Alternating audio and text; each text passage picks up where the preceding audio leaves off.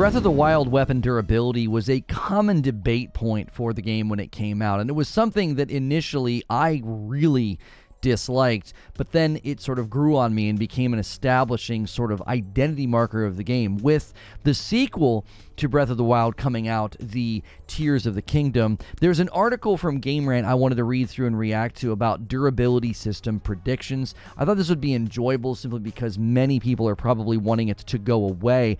I am one of the people who is a huge advocate of it staying because it would be such a gigantic departure from what made the game so great in the first one. So let's take a look at this article and see what they say.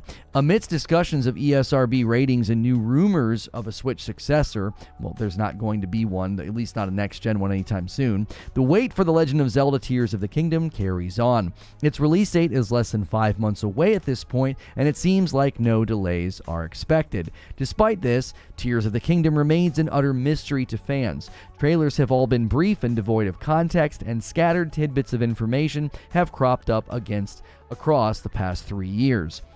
It's clear that there's going to be a lot of new things in this Zelda game, but there isn't enough to go on yet. We definitely don't have a ton of information, although it is clear it's going to be in the same engine, assets, and world as Breath of the Wild, seemingly taking us to the sky, but we don't know much more than that, which is one of the reasons why I think weapon durability will stick around.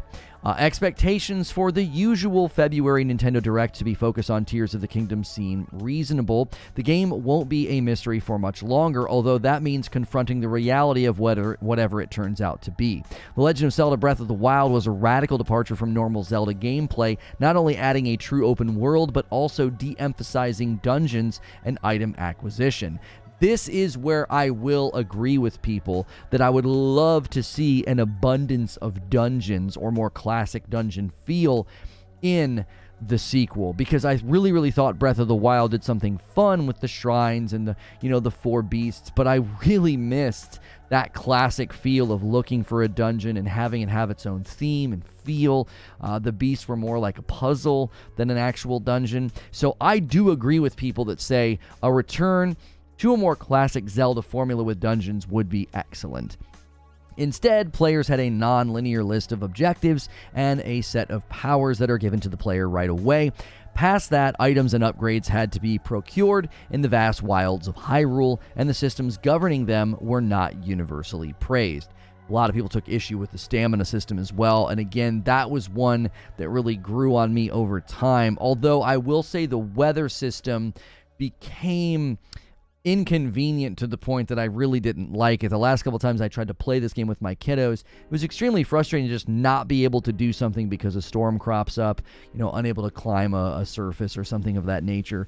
That got a little old, but other than that, I thought the systems in the game were very, very enjoyable and created a unique experience.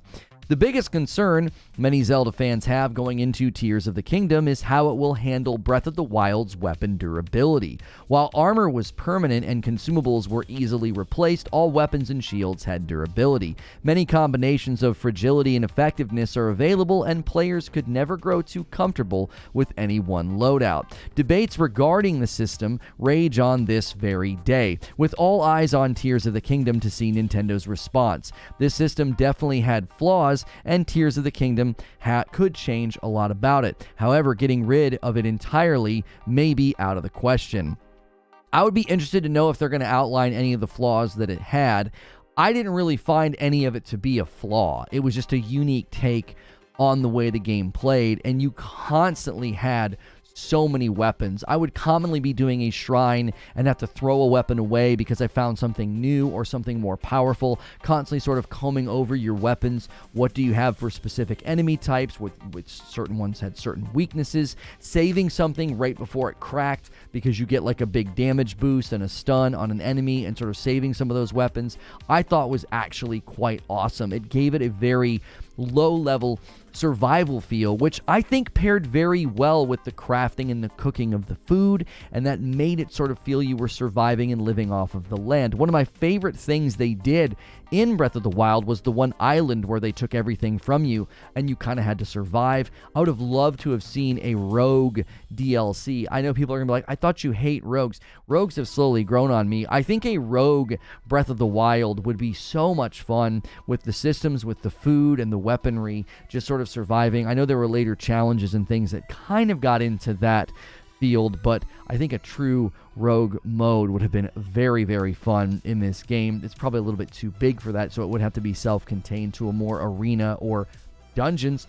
That's where dungeons could come in and be awesome. So let's see what they have to say about it. Certain Breath of the Wild players would prefer if they could just pick up weapons they like and use them forever. Upgrade paths like reforging, weapon class experience, or skill trees could be added to keep those weapons relevant. This could work, but it would necessitate a totally different design approach from Breath of the Wild.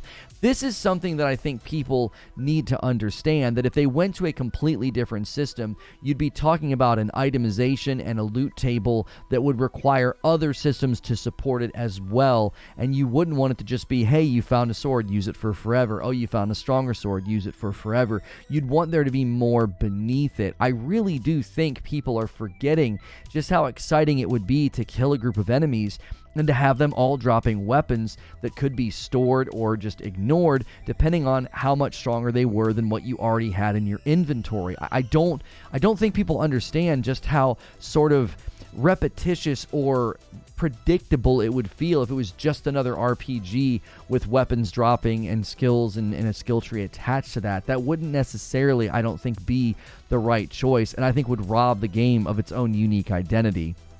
The intent behind weapon durability is that the player needs to manage resources while varying their approach to challenges. The system reinforces Breath of the Wild's mechanical depth, and it could be argued that it also helps hide the repetition inherent in loot and combat.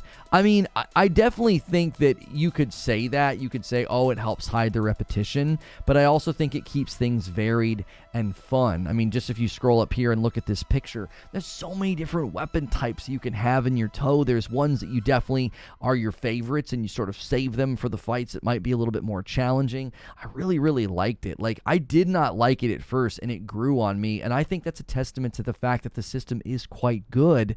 Many of us disliked it at first and then ended up becoming big fans of it.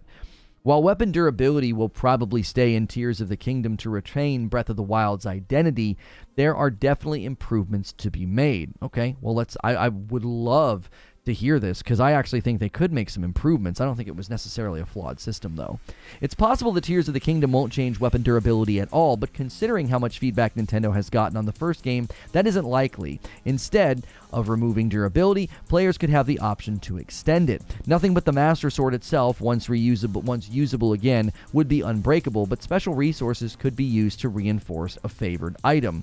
I don't dislike this idea. I don't. This is right in line with the forging of food and cooking meals, and as something's about to break, maybe you could find a little station and there's a cook pot and there's an anvil, and you could use that anvil and other resources that you found. There's lots of rocks and gems and things of that nature to reinforce it and let it last longer, or fix it, or repair it, or maybe before you set on a battle, you could imbue it or do something to it to make it stronger, adding a low-level amount of weapon crafting or weapon enhancement, with also giving the ability to maybe do repairs to something, which would, I think, create good player freedom and choice. Do I keep using this and break it, or do I save it, tuck it away, so that later on I can try to repair it, which would get really interesting in the survival elements, because if a bunch of your weapons are very close to being broken and you're in the middle of a crazy area or a bunch of fights, you'd have to make some hard decisions about what weapons you'd be willing to sacrifice to get out of it. I think there's a lot there that could be excellent and really fun.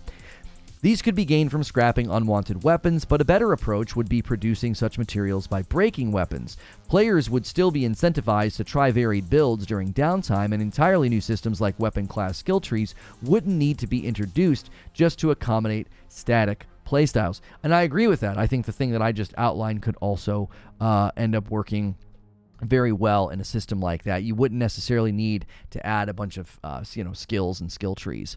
Other avenues include registering weapons with blacksmiths like Breath of the Wild's horses, allowing players to craft those weapons at specific crafting stations. I don't dislike this idea either. They kind of let you do this in the late game. If you collect the right resources, you can create the believe they're the guardian weapons. The weapons, see these swords here that are like a blue, like a teal. Those guardian weapons, you could create those and the arrows and stuff late game. It got pretty costly, and obviously I think eventually you ran out of those resources and you couldn't really make them forever, but it would be cool to have something like that with a station like they do with the horses.